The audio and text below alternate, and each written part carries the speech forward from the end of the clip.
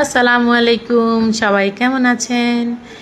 একদমই সকাল সকাল কোথায় যাচ্ছি বলেন তো? আচ্ছা, আগে একটা কথা জবাব দিই, কারণ হচ্ছে আপনারা আমাকে প্রায় বলছেন যে আমি অফিসে গেলে আপনাকে পাচ্ছি না, আপনাকে পাওয়া যাচ্ছে না, আপনি অনেক বিজি, কোথায় আছেন?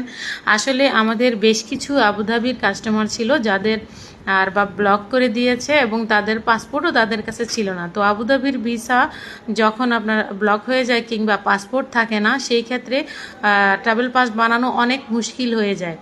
সেক্ষেত্রে সশরীরে যাওয়া লাগে, অনেকগুলো প্রসেসের মধ্য দিয়ে যাওয়া লাগে। তো এই ঝামেলাটা কেউ মাথায় নিতে চায় না, তো কাস্টমাররা বুঝে না, ওরা কান্নাকাটি করে যেতে পারে না। তো অনেকগুলো কাস্টমার আছে এইরকম অবস্থায় আছেন, আমরা তাদের জন্য সশরীরে যাওয়া লাগছে এবং আবুধাবি ইমিগ্রেশন থেকে সরাসরি ক্লিয়ারেন্স করে আমরা আউটপাস করে দিয়েছি। আজকে আরেকটা ভিডিও আপলোড হবে, ইনশাল্লাহ দেখবেন।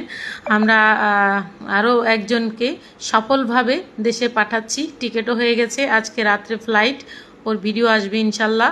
তো আমরা চেষ্টা করি আমাদের সাধ্যমতো যতটুকু সম্ভব আপনাদের হেল্প করার, সেটা আবুধাবি ইমিগ্রেশনে যাওয়া লাগুক কিংবা শারজা, আজমান, দুবাই, যেখানেই যাওয়া লাগুক, আমরা কিন্তু সশরীরে আপনাদের সাথে যাই এবং আপনাদের সমস্যার সমাধান করে দিই। এক একজনের এক এক প্রবলেম থাকে, সেগুলো ক্লিয়ারেন্স করে পাসপোর্ট উঠায়ে অথবা ট্রাভেল পারমিট করে যে কোনোভাবে হোক আপনাদেরকে আমরা দেশে পাঠানোর ব্যবস্থা করি।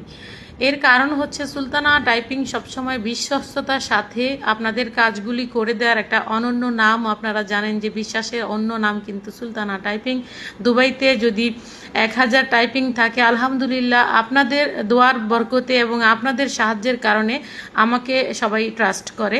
আমিও চেষ্টা করি আপনাদেরকে সর্বোচ্চ সেবা দেওয়ার জন্য।